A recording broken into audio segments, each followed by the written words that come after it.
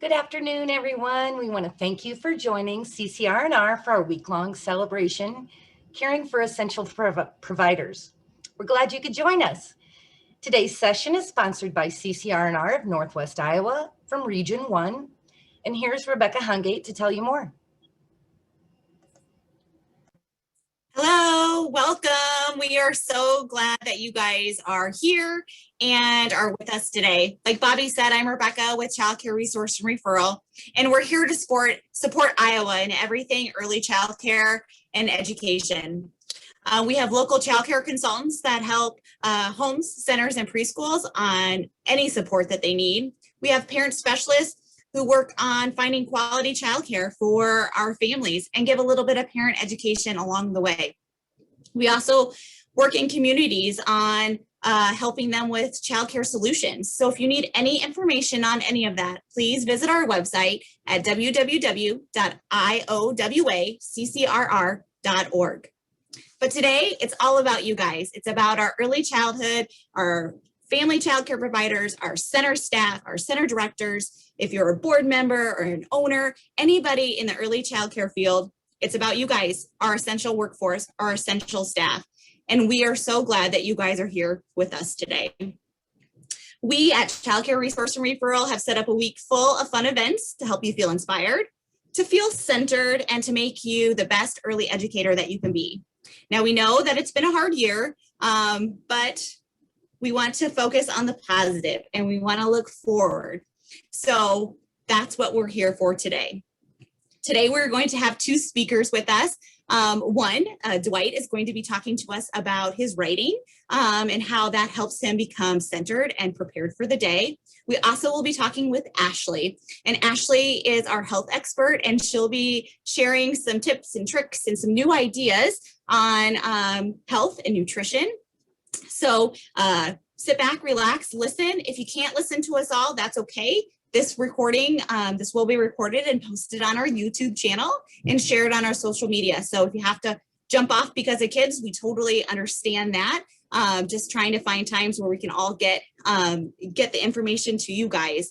We will be drawing for some prizes at the end of this session, so stay tuned. And but first, I'd like to introduce you to our first speaker.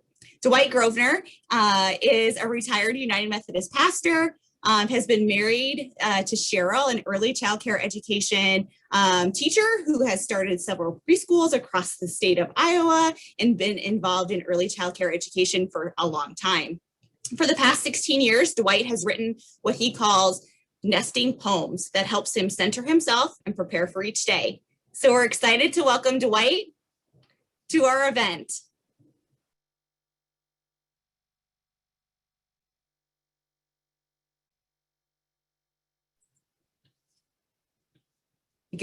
Dwight, if you're not unmuted, you need to unmute and share your camera. There. Hello. Okay, begin. Okay. Nesting writer. I am a nesting writer. I am a nesting writer playing with words. I am a nesting writer playing with words as letters fall together. I am a nesting writer playing with words as letters fall together. Meaning-filled phrases pour onto the page. I am a nesting writer playing with words as letters fall together. Meaning-filled phrases pour onto the page whenever the door of creativity is propped open with a word. Is your life hectic? Do you find yourself pulled in many different directions as you work with young children? Is it hard to get settled down and be calm, especially at the start of a day? Being calm and quiet can be one of the ways that you care for yourself. I don't know about you, but I have a hard time just taking time to be calm and quiet.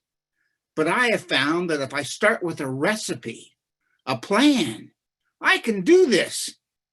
I'm getting ahead of myself. Let's back up a second. Let me ask you, how many of you like to cook? When you start cooking, do you find it helpful to start with a recipe? Then once you've cooked a bit, you can continue to make it that way, or you can change it up and make it your own with some new variations. Well, it's something like that that happened to me in my writing. It was back in 2004. I ran across an article in the Spirituality and Health magazine.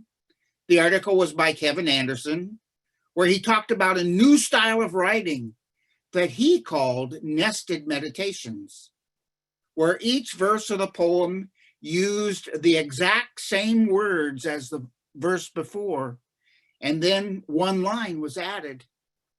Sometimes the thought or phrase just continued to grow, but sometimes the meaning changed in surprising ways with a change of punctuation.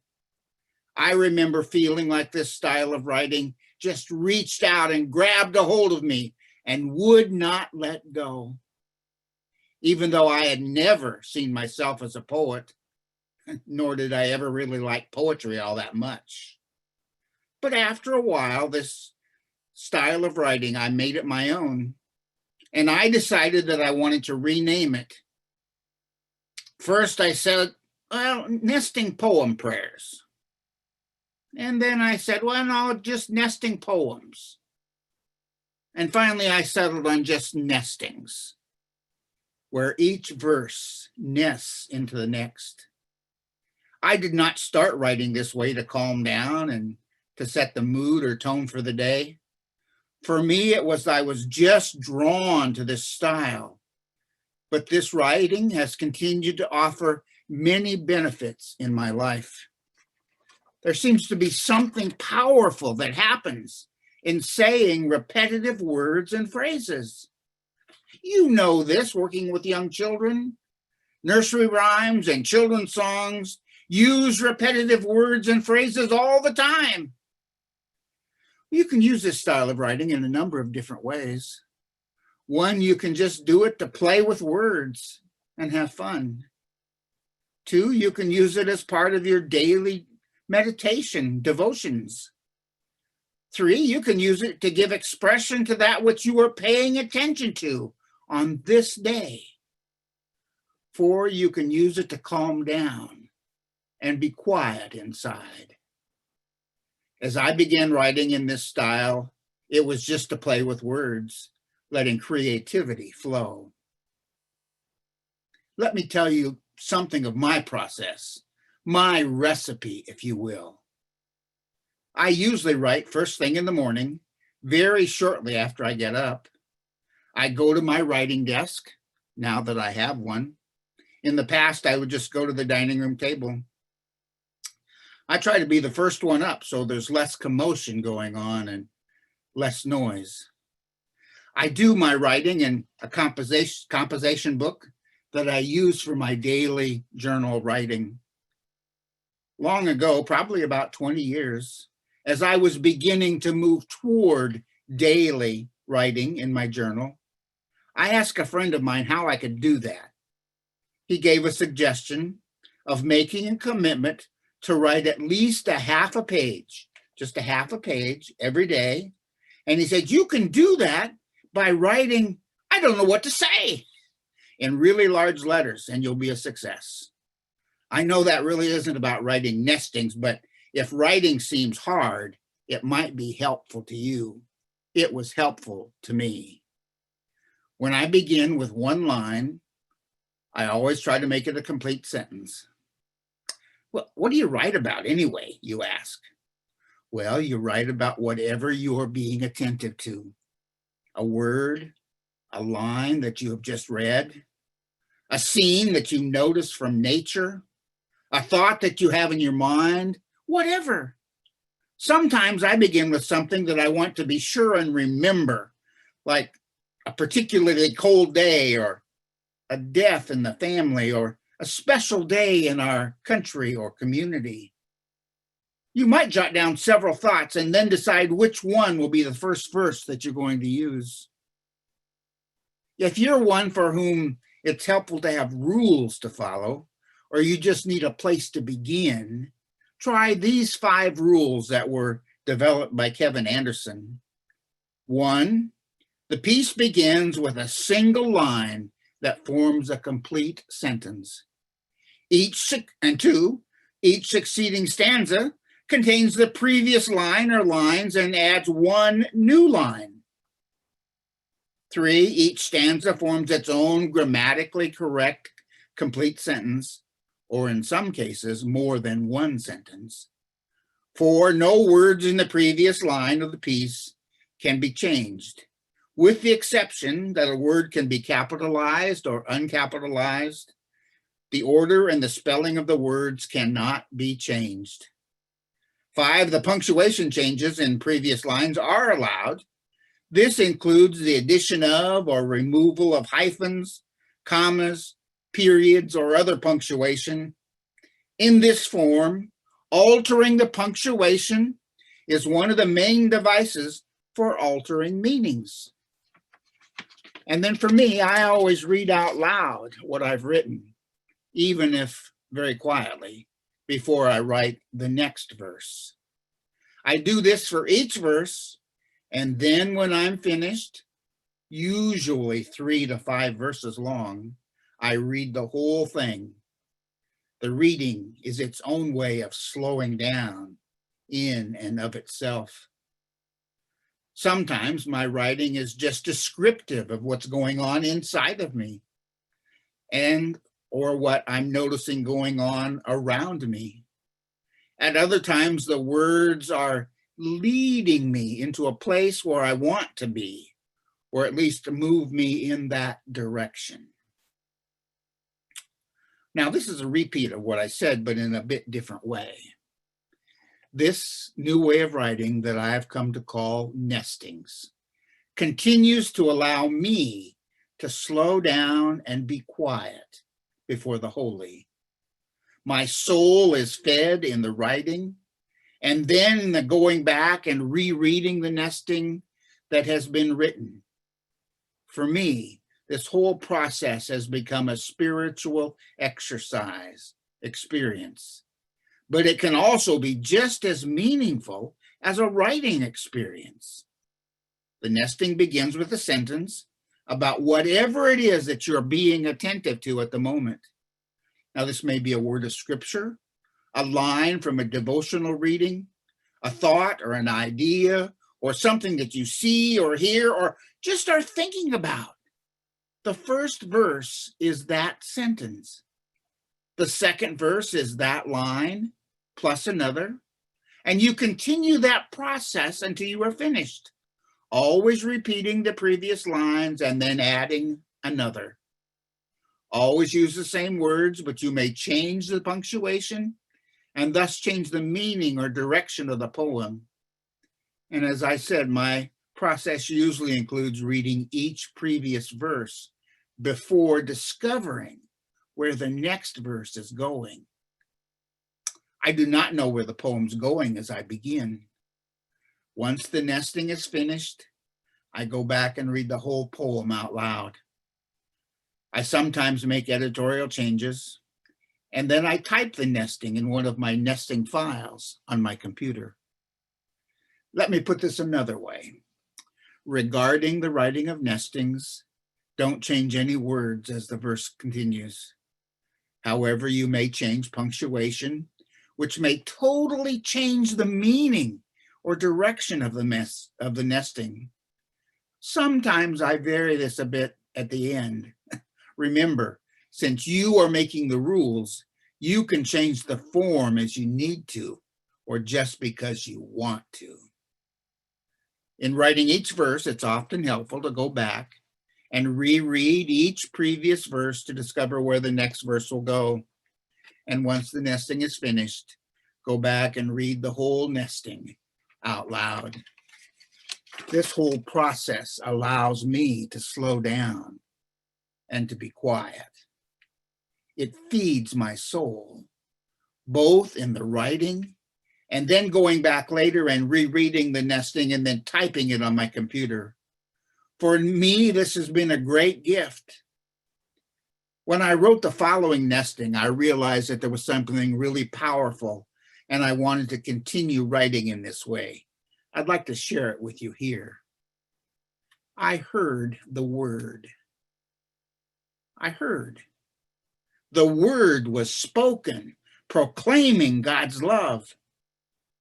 I heard. The word was spoken, proclaiming God's love was just what I wanted to hear. I heard. The word was spoken, proclaiming God's love was just what I wanted. To hear that I was to act that love came as a bit of a surprise. My writing, the purpose, the hopes that I have in writing. I usually begin early in the morning, and my mornings include reading, a time of quiet, and writing. During that time, I've come to use my traveling prayer shawl, but you don't need to do that. It's just that this process for me has become a spiritual discipline. And my experience with poetry and writing, it took a long time for me to claim that I was a writer, even though I did a lot of writing in my work. It took me even longer for me to claim that I was a poet. It helped that I got affirmations along the way. I think it is important to become willing to risk sharing your writing with others. My writing took on additional meaning as I discovered new ways to share. I'm thankful for emails, for Facebook. I shared in groups, large and small. As a spiritual practice, or a writing practice for that matter, maybe the most important thing we can do is to show up. I have a friend who's a college English teacher and a poet himself, who shares a story about the poet William Stafford, who once claimed that he was going to write a poem every day, and he let people know that. Someone asked him, well, what are you going to do? What are you going to do if you just can't? And he said, well, I'll just have to lower my standards. I've thought of that several times over the years.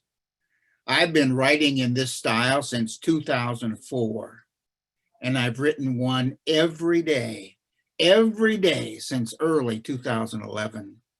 I have made a commitment to myself to write every day, and it has become one of the most important things in my life. Now, I would like to walk with you through the writing of one of my nestings. Again, regarding the writing of nestings, if a phrase or an idea or awareness grabs you, write it down. And you begin with whatever it is you're being attentive to. And that first verse, that will become the first verse. For me on this morning, the red cardinal sang from the treetop. The second verse will be that first line plus another. Now notice the punctuation is going to change here. The red cardinal sang. From the treetop, music poured forth into the wind. The third verse will be the first and the second plus another. The red cardinal sang from the treetop. Music poured forth. Into the wind came mystery divine speaking. That same pattern continues until the nesting is finished. The red cardinal sang. From the treetop, music poured forth. Into the wind came mystery divine. Speaking of grace, says the holy, it's yours from me, the red cardinal sang. Thanks for listening. I hope that you'll give this writing style a try. But now I'll turn it over to Danielle. Again, thanks.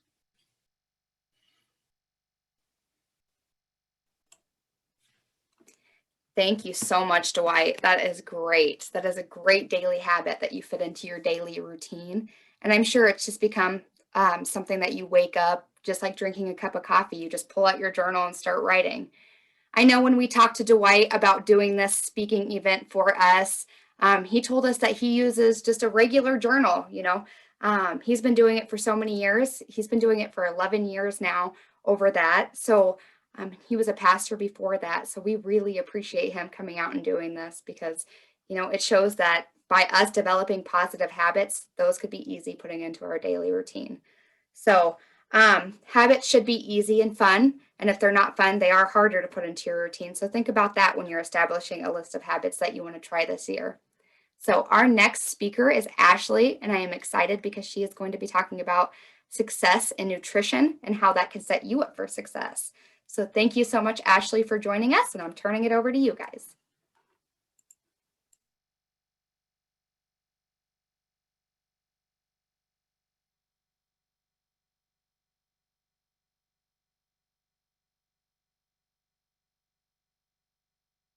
So excited to have Ashley Duncan with us. Ashley has been a nurse and a nurse educator for a long time. She does personal training and lifestyle coaches. She has different fitness groups that she does, and she is also competing in the professional bikini athlete as a professional bikini athlete on the IFBB Pro League, which is really exciting. And we are excited to have her here. She loves coffee, pumpkin spice, and cookies. And she's going to talk to us about nutrition and setting ourselves up for success. So welcome, Ashley. Thanks for joining us today. Hello. Thanks for having me. So I know with it being February, the hype is still kind of up with everybody wants to get into this fitness kick and a routine. And I guess the first thing I would just want to say is when it comes to like nutrition and fitness and just overall just getting into a healthier lifestyle, it does not have to be January, and it does not have to be the beginning of the year or the beginning of the month or Mondays. I think anytime that you decide that that's what is going to be important to you and your family and for your kids, that you need to just jump on in.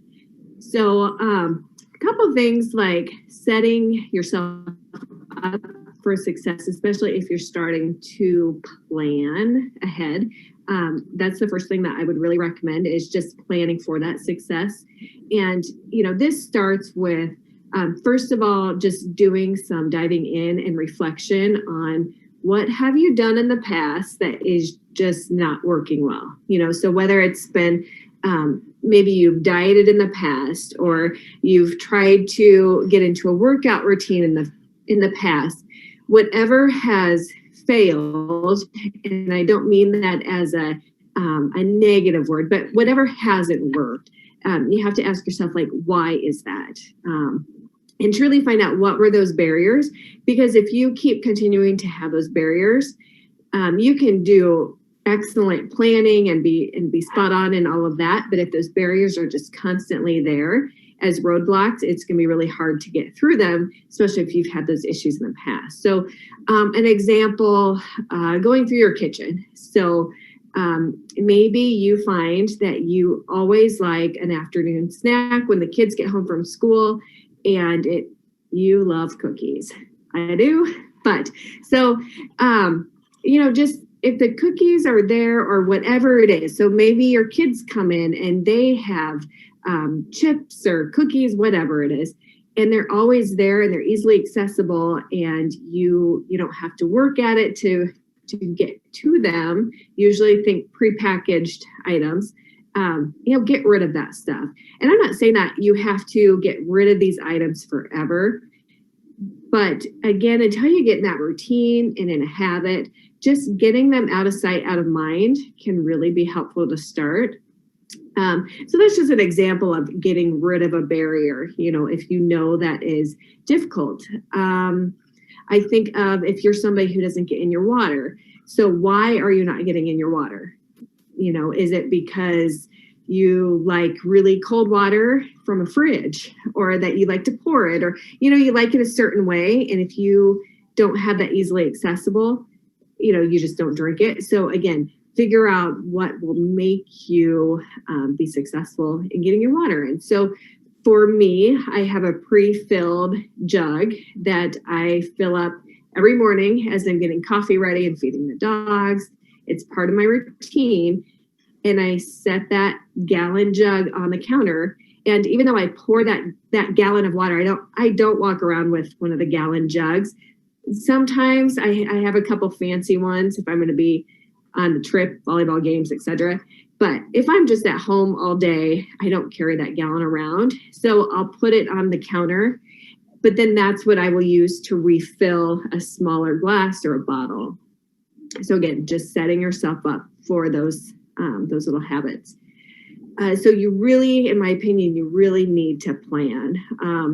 Sit down with your planner or your phone organizer, whatever it may be, and just, plan out your workouts, plan out your meals, plan out your grocery lists.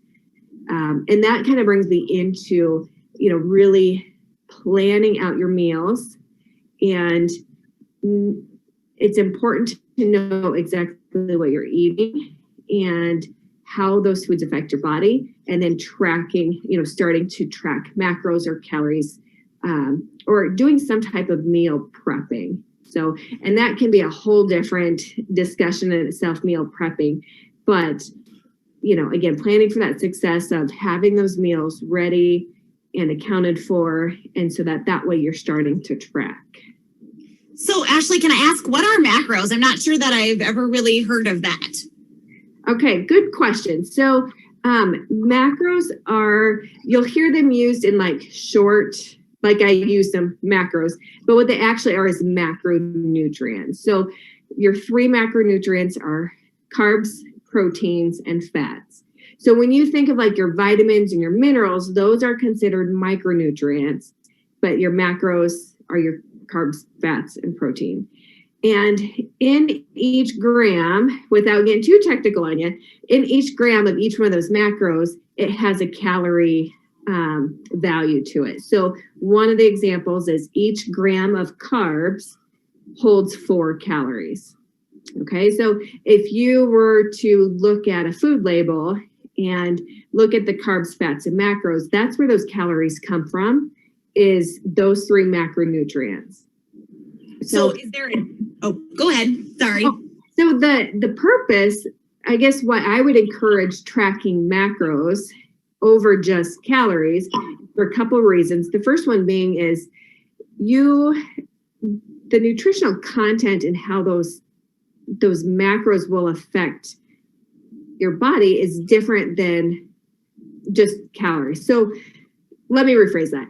A calorie, just because you eat 1,200 calories or 1,600 calories of gummy bears, is not going to hold the same value as if you had a balanced out same amount of calories, but equal or, a healthy combination of fats, proteins, and carbs. And then the other reason is people get so consumed over calories. And, to the point where it can be obsessive and you hear, low calorie. And so I think some people just get overwhelmed by just always thinking in terms of calories.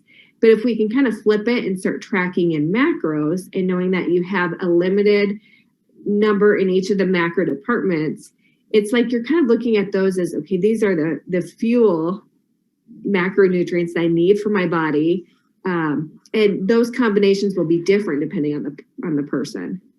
Right. Well, that's really interesting because, I think all day today we're talking, childcare providers, and we're talking about, setting up for success and setting, long term. So it's like if you can fuel your body in the correct manner and the correct way, then you're going to be a better, childcare provider, a better preschool teacher. You know, you're going to be better for yourself, and for your kiddos that you're serving, and your families and your own family too. So that's really great. Some really great advice on that, Ashley. And I think a new way of kind of maybe looking at that for some of us, not for everybody, for some of us. So that's really great. So if somebody just wants to get started with this, how do you start? What starting points do we look at? So, I mean, there's a variety of, platforms that you can use to track macros. What I would suggest first, just, a good old pen and paper. If you're truly trying to find some patterns, without having to get all techie, and, I know we love our gadgets and our apps, but, just being mindful first about what you're actually consuming. And chances are, if you make a commitment to yourself that you are going to consistently write down everything you eat, even if you're not even tracking the calories. Let's say you're just, I'm not going to track calories, I'm not going to track macros, I'm just writing down that I had a piece of toast with 2 tablespoons of peanut butter and a glass of milk. Just writing that down tells your brain, okay, I ate that. And, you will find yourself being more mindful of what you're actually putting in your mouth if you know that you have to write it down. So we're talking even bites. So I call them BLTs, bites, licks, and taste. So this is like, a bite of your kid's chicken nugget when it's left over, and licking off the spoon after you have maybe stirred supper, and, tasting one of the kids' milkshakes. All of those like BLTs start to add up. And if you commit to yourself of writing everything down, including those, you may find yourself hesitate at least before taking that bite of something, because you're like, oh, I don't really want to write this down. And at least, even if you still take that bite, it still caused you to be mindful of it. And that's the purpose to kind of get started, is just being mindful of some of those patterns. And you could write it down in your journal that took a bite of the kid's milkshake. And then at the end of the day or the end of the week, look at some of those and be like, okay, I could have omitted this. I could have omitted this. I shouldn't have had seconds here. I could have had more veggies for lunch. And you can start finding patterns without having to necessarily track everything. And that's great. I think that's great. I think that's like, we say that like for financial, I think a lot of times, like, yeah. What are you spending? What are you spending your dollars on? We're just transferring that over to what you're putting in your body and how it affects, everything. So yeah, that's great advice. Yeah. So, and then, if you're wanting to get more into being really diligent and really into the data as far as, tracking in the numbers, the first one I would start out with is an app called MyFitnessPal. And I won't go over like all the ins and outs, but it's an excellent app. It's really user friendly. You put in your data. You can set it up so that you are tracking fats, carbs, and protein. And even if you're like, I don't even know what I would consider this food, there's there's a scanning device on it too. So if you had, let's say, a loaf of bread, you could take your phone and just scan the barcode on the bread, and it would automatically pull up the serving size. If you don't want to scan it, you can always start free typing in a food, and it'll pull up multiple options. The key I will say is you have to make sure you're looking for a check mark. So, for example, anybody could put in a piece of bread. So you want to make sure that the one you're putting in is accurate. And you can even customize your own foods. So you could copy it off of the label. You can make in your own recipes. So as you get a little more savvy with the app, you could put in your own nutritional information for your own recipes that you create. So really, I really love the app, and it will transfer with a lot of your exercise apps too, like your Fitbits, your Apple Watches. MyFitnessPal has incorporated itself into multiple apps. What else was I going to say about that? There was one. Oh, I do want to put a public service announcement for putting in your data with any type of app when it comes to nutrition. So just understand that if you put in your age, your sex, your height, your weight, it's going to magically come up with the amount of calories or macros that you should be eating. I would recommend anybody to not follow that.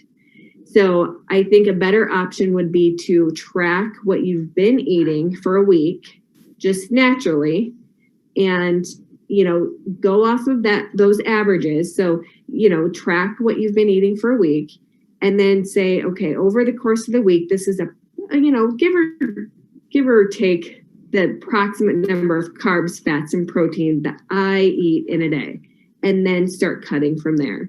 The problem with those apps, if you start just putting in your information, they don't know your individual history. So let's say you're a person that you have just continuously always eaten 1,500 calories a day for like as long as you can remember, whether you're overweight or underweight. We'll just say 1,500. And let's say you put in all your information into the app, and the app says, well, you should actually be eating 2,000 calories. So you're like, all right, I better eat more food then. Well, you're probably going to end up gaining weight because your body was used to eating that set amount. So I have heard that quite a bit from different clients that I've had individually, that they get very confused because the app said that they should eat a certain amount. And so they did, and now they ended up gaining weight. So it's all kind of personalized. You got to think about what you're doing and what you have been doing and what you can do moving forward. Yeah, absolutely. So that's great. Do you have any other, so we all day we've been talking about routines and, you know, setting that up. I know you talked about your routine of like setting your water out and making sure you get that in. Are there other things that you do personally to keep you on track or keep you, maybe using your app? You kind of talked a little bit about that, but like, are there other things that you do that maybe somebody on here might pick up on that might be useful to them that you can think of? So, definitely the water. I do meal prepping every week for at least 3 to 4 days out. So I can totally see where it would be overwhelming for someone to think about everything they're going to eat in a full week. So I like to do, you know, like I said, 3 or 4 days out that allow me enough meals in those 3 to 4 days that I could grab and go. And then let's say we end up going out to eat a night with the kids, or, you know, a volleyball game, or, you know, life happens and I don't have one of those prep meals, then it's okay. I either freeze it or I just shift it to the next day. And so after a few days, then I prep for the next couple days. So I'm always looking ahead about 3 to 4 days. So whether I'm tracking out the meals, you know, I do like the app, so I will pre-track meals. And why I like to do that is because I can play around with combinations of food, or I can, if I know we're going to go out to eat and I know we're going to Subway, for example, I can pre-track Subway for tomorrow night and then pre-track my other macros around it.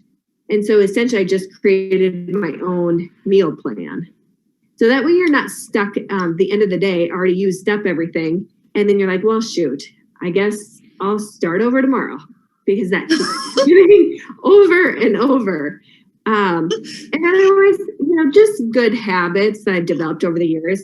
I really try to refrain from the BLTs, the bites, licks, and tastes of the kids' stuff that took a long time to break.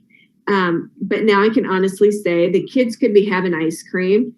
And if it's not my own and it's not something I'm dying to try, I'm okay just not bugging them for a bite anymore. I don't snack. I used to be a muncher, so I would munch all day long, but then I found myself, because I would track those anytime I'd munch, and it would become mealtime, and I wouldn't have enough macros for a full meal. So I always kind of felt a little deprived, even though I was eating enough, that wasn't it. So I found by not munching throughout the day, I can have a full meal at sit down time, and I feel more satisfied from it. Yeah, that's great. I mean, I think we're all guilty, of snacks, when the kids are having snacks or, it's snack time, it's like, oh, it's okay. I'll have this one this time. And, then, it's like, oh, that kind of added up. Yeah, So. a fun, I guess, hack that I did find that works really well for me is I know that both the girls are usually going to want something in the evening as a snack. And instead of feeling left out or just like really trying to restrain myself, I use that time. So I'll make like a protein shake and I'll make it with some extra yogurt and crushed ice. And sometimes like a fruit of some sort. But anyway, I make it into more of a true milkshake by adding in the ice and, freezing for just a little bit ahead of time. And then when I'm eating that, because of the consistency is like ice cream, while they're eating their snack and I'm truly enjoying mine, I'm not even tempted to have something else because I feel like I'm, not only part of their nightly activity, but then I'm also enjoying mine too. Yeah, that's great. That's great. You really have to enjoy your food and enjoy what you're doing. Otherwise, if it always seems like work, you have to make it a lifestyle and not such a rigid routine. And there is a time and a place to be really strict on dieting. And there's a time and a place to be a little more lenient. Like I think around the holidays. And, keep in mind that sometimes those last 5 pounds that you just really cannot get off, sometimes that 5 pounds is a difference of birthday cake with your kids or not. And so, I think you have to really ask yourself what those last 5 pounds are worth to you. Yeah, for sure. Well, I think that's great. Just being more mindful. And I think that's what today's kind of all about is just, really taking the time for ourselves. All of the childcare providers who are with us today, we know they have kind of stressful jobs and can be tough jobs, hard jobs, long hours, all the things. So sometimes coping, is to grab that bag of chips at night or, sit down and have the M&Ms with the popcorn or, that kind of thing. Right. So just kind of revamping and saying, how can I take care of myself so I can better take care of my families, I think is such an important conversation to have. And I really am so glad that you're here kind of talking to us about this because I think opening a new idea. So if people wanted to get a hold of you or talk more one-on-one, is that something that you're open to or what does that look like, Ashley? Yeah, so I really have a passion for talking with people through this because it's not just common knowledge. I think common knowledge when it comes to getting healthy is limiting fat and I feel like everybody always wants to take away when they think of how can I get healthy? Well, I have to get rid of this and I have to get rid of this. Instead, I think it can be more what can we add to our life? So adding more water and more veggies and more fruit and more activity. So what can we add? Adding the planning, adding the scheduling, and not adding to make it more stressful, but just how can we make our lives more enriched when we talk about health. So I do really enjoy talking with people about that and answering questions and just kind of going individually, figuring out like, what can I do? And people's routines and their jobs are going to play a role in that too. So I think of like you guys, maybe traveling, if you're on the road all day, it's like, well, what can I have that's convenient? But if someone is at home all day, they need something that's more, they need limited access to all the other stuff.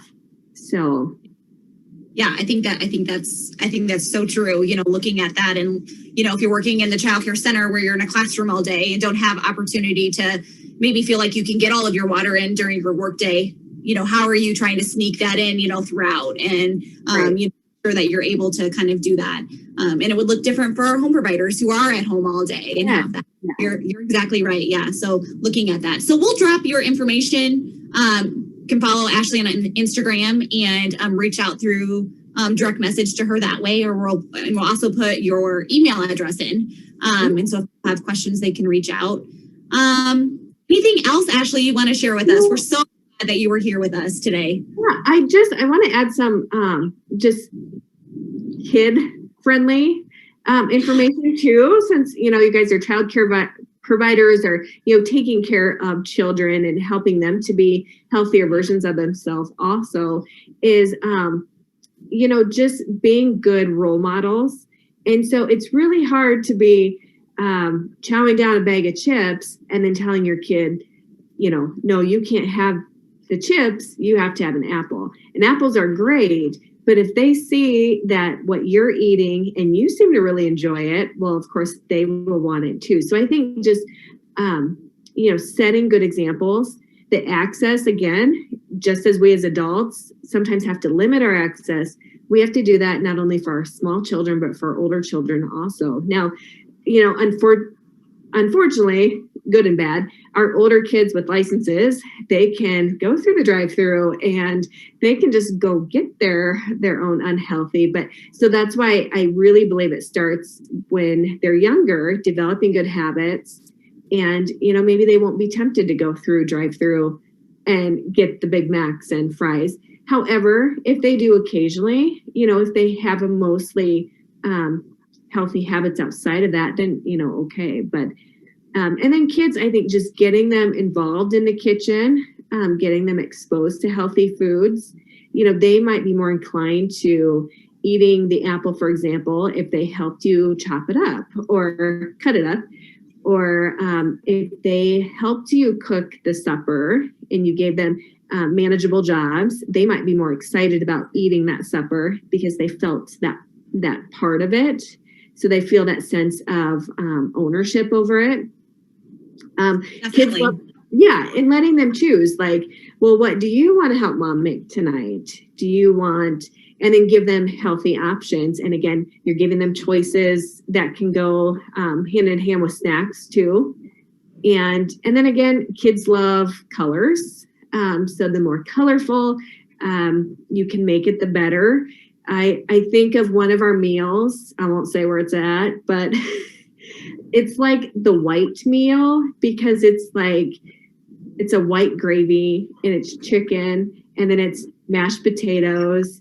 And usually there's like cauliflower on the side, like everything is white and it is so non-appealing, whether you're a kid or an adult. So I think colors, and then just making things simple. Kids don't need these elaborate meals.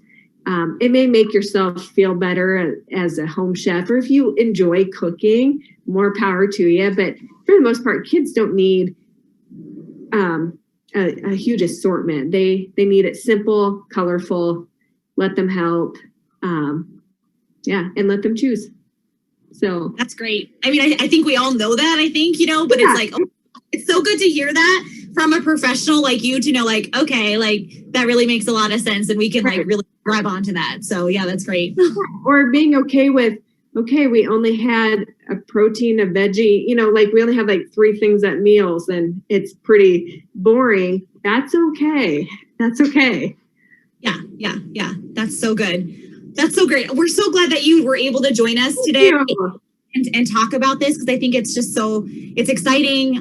We need to reinvest in ourselves. And I think this is a great option if this is something you're looking at doing, and some great useful tips on that. So thanks so much, Ashley. And thank you.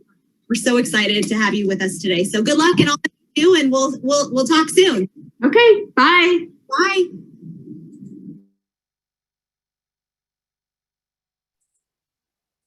Awesome. Thanks again, Ashley. We did have that pre-recorded, so we're so glad that she was able to join us. We're just about ready to wrap up and call our winners, but we were just wanted, if anybody has any questions, Dwight still is with us. If you guys have any questions about his nesting writings, I think Danielle dropped in the chat box. If you would like to receive one of Dwight's nestings, he sends out a daily nesting through email that you can be in touch with. And so that's great. Ashley's email is there too, along with some of her favorite things, her planner, her app tracker, and her water jug that she uses. obviously it's up to you guys, but just kind of fun to see what other people are doing. So if you have any questions, you can type those in the chat box. Danielle, do you have any last minute thoughts before we call out our winners?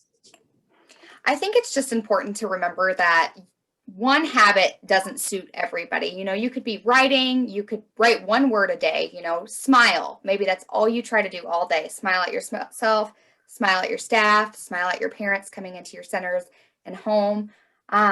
You know, it could be different, you know, making your bed every day, or a lot of the chat box was drinking water. And I think remembering, you know, sometimes it's just that cute little cup that you want to help you drink more water. So think about all the different habits, because, you know, Pinterest and Google have a lot that could help you, because you guys' lives are stressful.